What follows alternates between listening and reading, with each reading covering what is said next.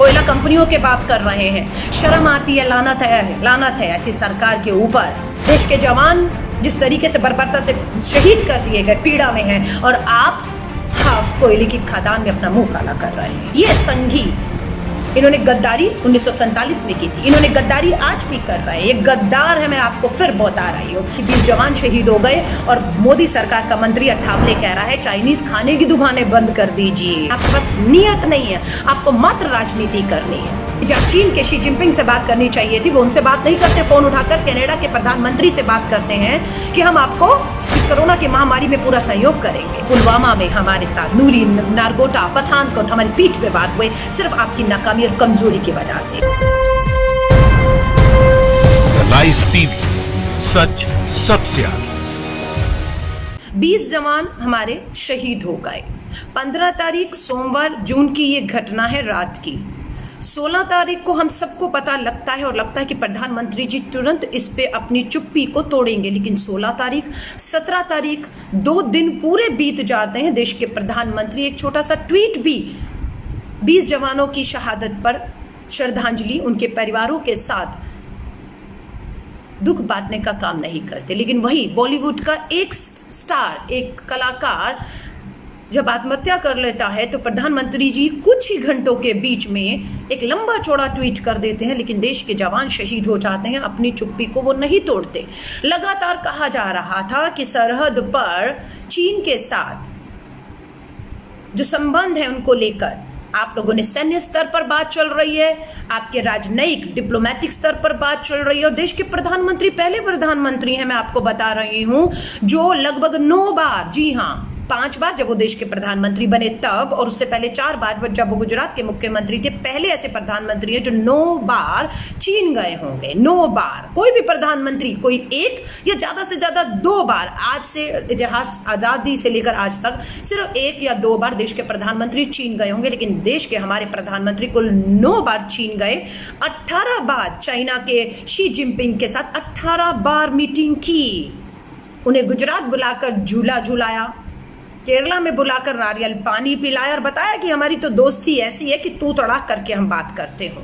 लेकिन 45 सालों के बाद, 1975 के बाद, क्योंकि 1975 में असम राइफल के लद्दाख में हमारे 3 जवान शहीद हुए थे, वो 1975-45 साल पहले की बात है। और इन 45 सालों में चीन की हिमायत नहीं हो पाई, इतनी हिम्मत नहीं हो पाई कि हमारे जवानों के ऊपर वो इस तरीके से बर्बरता के साथ, कोई युद्ध, कोई हमला नहीं है, कोई गोलियां बंदूकें नहीं चली, बर्बरता के साथ, लोहे की कील की रॉड के साथ उन्हें बर्बरता से जो है उन्हें शहीद किया गया है।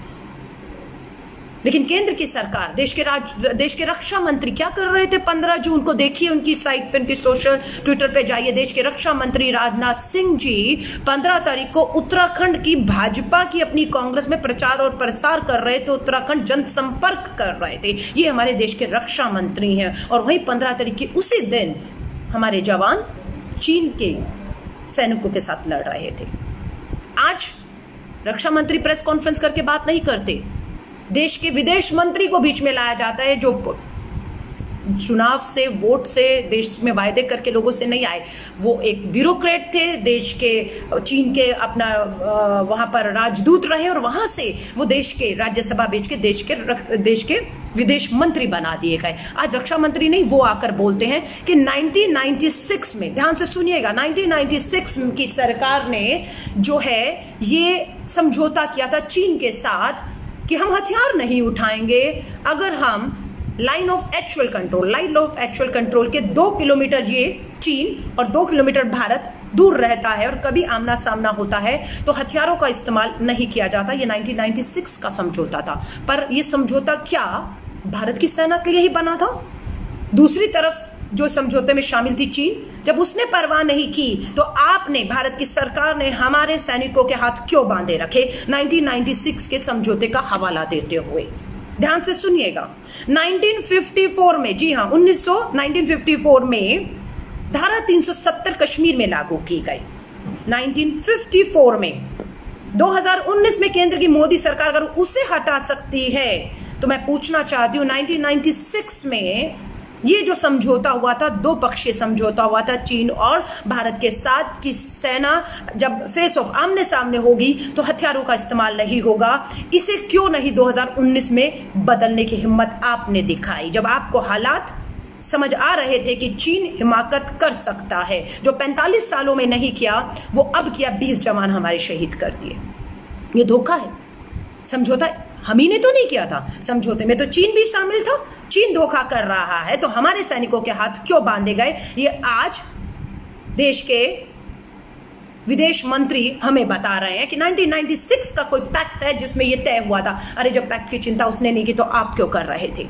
हमारे जवानों के पास कहते हैं हथियार थे, हथियार होना और हथियार इस्तेमाल करने देने की इजाजत देना अलग बात है। हथियार थे, हैं और रहेंगे, लेकिन उन्हें इस्तेमाल करने की इजाजत किसे देनी थी, किसने नहीं दी।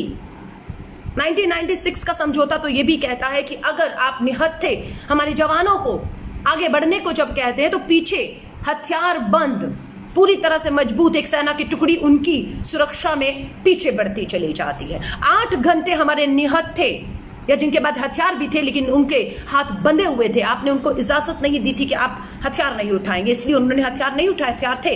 8 घंटे वो संघर्ष करते रहे हमारे जवान, 8 घंटे तक, और पीछे जो सेना की टुकड़ी आनी चाहिए थी, उनकी सुरक्षा में आनी चाहिए थी कि अगर नौबत यहां तक आए, जान पर बनवाए, तो पीछे जो सेना की टुकड़ी पूरी तरीके से सक्षम है उसे हमला बोलना है। वो टुकड़ी क्यों नदारद रही? वो टुकड़ी को भी किसने रोका? किसने मौत के मुंह में हमारे इन जवानों को झोंक दिया?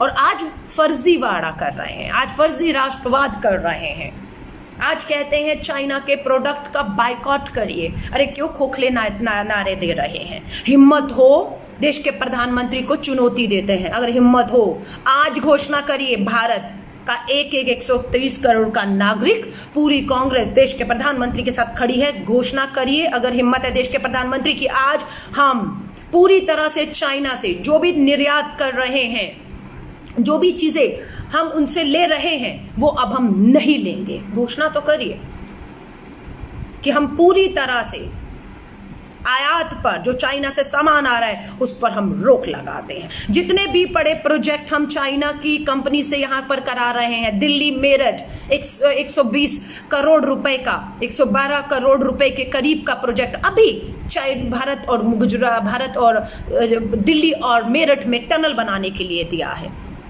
आप उसे रद्द तो करिए। देश का 130 करोड़ का आदमी, कांग्रेस खड़ी है, हिम्मत दिखाई। लेकिन आप क्या कह रहे हैं? आपका मंत्री अट्ठावले, अरे लानत है, कैसे देश के मंत्री बना दिए, कैसे लोग देश की सरकार में बैठे हैं।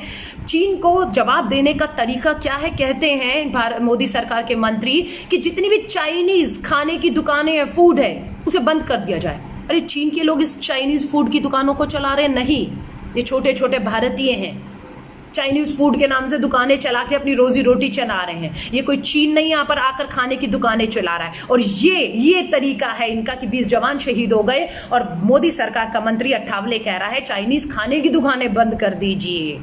आप समझ रहे हैं? ढोंग करते हैं अपना टीवी जो है, कुछ फर्जी राष्ट्रवाद, टीवी उठाकर फेंक देंगे। टीवी मेरे घर में भी चाइना का है, मोबाइल मेरे पास भी चाइना का है, आपके पास भी चाइना का होगा, उठाकर फेंक दीजिए। क्या होगा? चाइना का नुकसान होगा उससे? नहीं, चाइना का नुकसान नहीं होगा। ये आपको बेवकूफ बना रहे हैं। ये हमारी ईमानदारी, मेहनत की गाड़ी कमाई है जो हमने देकर चाइना से अपना टीवी हो या मोबाइल खरीद लिया है। उनके पास पैसा चला गया, अब आप इनको जलाएं या तोड़ें या फोड़ें, चाइना को क्या फर्क पड़ता है? ये आपका और मेरा नुकसान आज की तारीख में है। भविष्य के लिए बिल्कुल सहमत हूं, भविष्य के लिए मैं आपसे सहमत हूं कि भविष्य में हम ये प्रयास कर सकते हैं कि 130 करोड़ का भारत देखेगा, मेड इन चाइना है तो नहीं खरीदेगा भविष्य में। लेकिन भारत में अगर नहीं भी खरीदेंगे तो जिस बेचारे ने, दुकानदार ने, छोटे छोटे व्यापारियों ने चीन से लाकर वो चीज रख ली है, पैसा चीन में चला गया है और उस दुकान पे जाकर आप मेड इन चाइना का नहीं खरीदेंगे, फिर वहां पर भी नुकसान चीन का नहीं है, वो हमारे छोटे छोटे व्यापारियों का करोड़ों रुपए का सामान जो दुकानों में पड़ा हुआ है वो ना खरीदने से उनका एक नुकसान होगा। 40 साल पुराने समय और समझौतों की बात करेंगे तो मैं आपको उसके पीछे छुपने नहीं दूंगी। ये देश आपको उसके पीछे समझौतों के पीछे, पुराने समझौतों के पीछे छुपने नहीं देगा, क्योंकि 1954 का 370 आर्टिकल कश्मीर में हटाने का काम जब आप कर सकते हैं तो आप इन सभी समझौतों को रद्द भी कर सकते हैं। आपके पास पूर्ण बहुमत है, लेकिन आपके पास नियत नहीं है, आपको मात्र राजनीति करनी है। 15 जून सोमवार को लद्दाख की गलवान वैली में हमारे निहत्थे सेना के जवान शहीद कर दिए गए। प्रधानमंत्री मोदी जी को किसे फोन करना चाहिए था? सबसे पहले चाइना के शी जिनपिंग को उठाकर फोन लगाना चाहिए था और कहना चाहिए था ये बर्दाश्त नहीं किया जाएगा। और ये फैसले हमने भारत ने कर लिए कि अब कोई भी हम व्यापारिक संबंध, किसी भी तरह का भारत के अंदर प्रोजेक्ट हम चाइना से नहीं होने देंगे। अब हम यहां बस करते हैं। लेकिन आपकी हिम्मत नहीं हुई। देश के प्रधानमंत्री बात कर रहे थे, फोन लगाया था किसको? कनाडा के प्रधानमंत्री से बात कर रहे थे और उसका जिक्र भी प्रधानमंत्री जी के ट्वीट पर देखिएगा कि जहां चीन के शी जिनपिंग से बात करनी चाहिए थी वो उनसे बात नहीं करते, फोन उठाकर कनाडा के प्रधानमंत्री से बात करते हैं कि हम आपको इस कोरोना की महामारी में पूरा सहयोग करेंगे। आज भी कोयला माइंस को लेकर लगातार एक के बाद एक ट्वीट किए चले जा रहे हैं, जैसे कोई फर्क ही नहीं पड़ता। आपको मालूम है पुलवामा में जब हमारे 30 जवान शहीद हुए थे, पुलवामा में सरकार की नाकामी की वजह से सेना के काफिले में एक आतंकी की गाड़ी घुसती है 350 किलो RDX लेकर और ब्लास्ट करके हमारे 40 जवानों को शहीद कर देती है। लेकिन उसके तुरंत बाद देश का चुनाव था, इसलिए 40 हमारे शहीदों की जवानों को दिल्ली लाया गया। माफी चाहूंगी, नुमाइश लगाई गई, प्रधानमंत्री मोदी जी की एंट्री दिखती है, उसकी परिक्रमा करी, उसमें सिर झुकाया और नारा दिया और चुनाव में चले गए, चुनाव जीत गए। लेकिन आज चीन के हाथों हमारे निहत्थे 20 जवान शहीद कर दिए गए। देश के प्रधानमंत्री जी को 2 दिन लग गए उन्हें श्रद्धांजलि का ट्वीट करने में, और वो 20 जवानों के शव लद्दाख से दिल्ली आकर उतरे और दिल्ली से बिहार, कोई उत्तराखंड की तरफ चला गया। लेकिन भारत सरकार का कोई भी या प्रधानमंत्री जी ने अब आकर उन्हें श्रद्धांजलि नहीं दी, क्योंकि चुनाव नहीं है। अगर यही सब 2024 के पास हुआ होता तो यकीनन प्रधानमंत्री जी का वही चेहरा जो पुलवामा के टाइम आपको दिखा था, वो ढोंग, वो तमाशा, वो आपको दिखता। पुलिस के डायरेक्टर जनरल का कहना है कि कश्मीर के अंदर चीन की शय पर, चीन के पीछे होने पर पाकिस्तान की तरफ से आतंकियों का आना और बढ़ सकता है, कश्मीर में हिंसा हो सकती है। ये मैं नहीं कह रही, जम्मू और कश्मीर के पुलिस प्रमुख का कहना है। वो देश की मोदी सरकार को जगा रहा है, जागिए, चीन पूरी तरह से पाकिस्तान के पीछे खड़ा है। और हमें ये लगता है, हमें ये अंदेशा, हमारी इंटेलिजेंस ये बता रही है कि चीन पाकिस्तान के पीछे खड़ा होकर हमारे कश्मीर में और हिंसा कर सकता है और आतंकियों को सरहदों के रास्तों से भेज सकता है। कुछ कीजिए। लेकिन ये देश के रक्षा मंत्री, देश के गृह मंत्री, प्रधानमंत्री का प्रचार और प्रसार ही नहीं खत्म होता है, ढोंग ही नहीं खत्म होता है। पहले खबर आती है 15 तारीख के हादसे के बाद 16 तारीख को कि 3 जवान, एक कर्नल और 2 जवान शहीद हो गए। शाम होते होते खबर आती है कि 3 नहीं 20 जवान हैं, और फिर खबर आती है कि नहीं, अभी 70 के करीब जवान गंभीर रूप से घायल अस्पतालों में भी हैं। चीन की तरफ से बयान सिर्फ एक आता है, गलवान वैली चीन की थी, चीन ने ले ली है और चीन का कब्जा है। लेकिन केंद्र की मोदी सरकार इस पे पूरी तरह खामोश है कि गलवान वैली पर किसका कब्जा था, किसने हमसे छीन लिया है। आज गलवान वैली के ऊपर, लद्दाख की गलवान वैली पर किसका कब्जा है, क्यों नहीं बताते हैं आप वो प्रधानमंत्री जो 9 बार चाइना जाते हैं। कोई प्रधानमंत्री इतनी बार नहीं गया, किसी ने झूले नहीं झुलाए थे, किसी ने चीन पर इतना विश्वास नहीं किया था जितना विश्वास आपने किया, और आपके बदले में भारत को विश्वासघात मिलता है। आप तो पाकिस्तान में भी चले गए थे बिना बुलाए, अफगानिस्तान से आते आते पाकिस्तान में आपका जहाज उतर गया था और शादी में शामिल हो गए, केक खा के जन्मदिन का आप आ गए थे। और पुलवामा में हमारे साथ नूरी, नारगोटा, पठानकोट हमारी पीठ पे वार हुए, सिर्फ आपकी नाकामी और कमजोरी की वजह से, आपके इतना इन देशों के ऊपर भरोसा करने पर। आज नेपाल जैसा इतना सा देश, नेपाल भारत के उत्तराखंड के हमारे हिस्सों को, बिहार की कुछ हिस्सों को अपने नक्शे पर दिखाया ही नहीं रहा है। अपने संविधान संशोधन करके लोअर हाउस, अपर हाउस में नेपाल ने भारत की जमीन को, भारत के कुछ हिस्सों को अपने नक्शे में शामिल करके पास भी कर लिया है और राष्ट्रपति जी की मोहर भी लग गई। लेकिन भारत की सरकार मौन होकर केंद्र की मोदी सरकार मौन होकर उस सारे तमाशे को खामोशी से देखती रही और चाइना के नक्शे में भारत के हिस्से संवैधानिक रूप से नेपाल की पार्लियामेंट में पास करके शामिल भी कर लिए गए। वाह मोदी जी वाह, जो आज तक नहीं हुआ।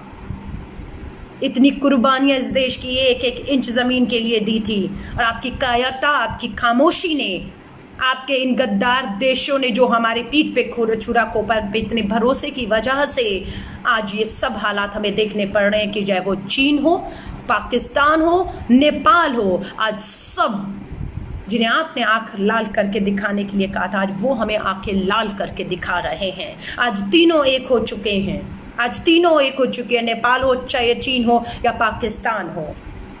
इंटेलिजेंस की खबर है, हिंदुस्तान टाइम्स आज का करिए गूगल, हिंदुस्तान टाइम्स इंटेलिजेंस कहता है कि 50 ऐसी एप्लीकेशंस हमारे मोबाइल पर हैं, जो चीन का मोबाइल है। 50 ऐसे ऐप हैं, ऐसी एप्लीकेशंस है जो चाइना मुखबरी के लिए, खुफिया जांच अपनी जानकारियों के लिए ले रहा है।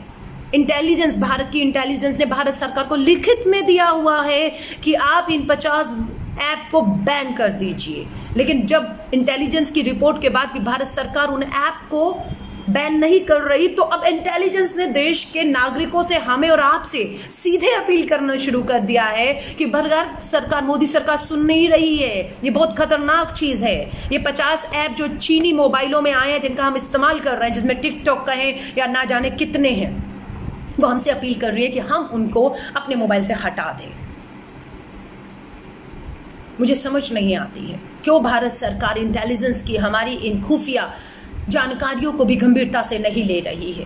क्यों एक कदम आगे बढ़कर सब काम छोड़ दीजिए, मैं तो कहती हूँ सब काम छोड़ दीजिए। सबसे पहले चाइना को, हमारे इन 20 जवान शहीदों की बदला लेने का समय है। तोड़िए इनकी कमर को, जो आर्थिक कमर है इनकी, जो निवेश है भारत में इनके करोड़ों रुपए का, 5,17,000 करोड़ रुपए का पैसा भारत का 5,17,000 करोड़ चाइना में जाता और वहां से सामान खरीदते हैं। और चाइना हमसे कितने का खरीद रहा है? 1,21,000 करोड़, 1,21,000 करोड़ का सामान हमसे खरीदता है। नहीं खरीदेगा हमसे। हम भारत के ही 130 में वो हमारे छोटे छोटे व्यापारी जो चाइना को बेच रहे हैं 1,21 करोड़ का सामान, वो भारतीय हम खरीद लेंगे। लेकिन जो भारत का पैसा 5,17,000 करोड़ चाइना को जा रहा है, वहां से सामान आ रहा है, उसे रोकिए। इन एप्स को रोकिए जो 50 इंटेलिजेंस हमारी एजेंसीज कह रही हैं। कहां आप भारत लद्दाख की भारत चीन सीमा गलवान वैली में फेल हो गए कि आपको पता ही नहीं चला कि वो हमारे यहाँ पर अंदर घुस चुका है, हमारी वैली पर उसने पूरा कब्जा कर लिया। और हमारे जवानों को रात रात में उसने जो है इतनी बर्बरता से, कीलों से, चुभो के, गोली से नहीं मारा, बर्बरता से मारा है। खामोश मत रहिए, कायरता से मत बात करिए।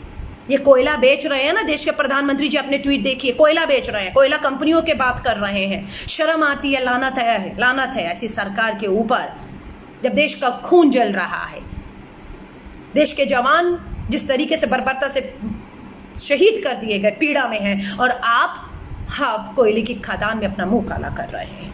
पूरी संघी भाजपाइयों को देखिए, अलग कर दीजिए कांग्रेस को, गाली मारिए गांधी परिवार को, कांग्रेस को खूब गाली निकालिए, क्योंकि ये संघी, इन्होंने गद्दारी 1947 में की थी, इन्होंने गद्दारी आज भी कर रहे हैं। ये गद्दार है, मैं आपको फिर बता रही हूँ। केक खाया इन्होंने पाकिस्तान जाकर, चाइना को झूले इन्होंने झुलाए, वहां जाके समझौते इन्होंने किए।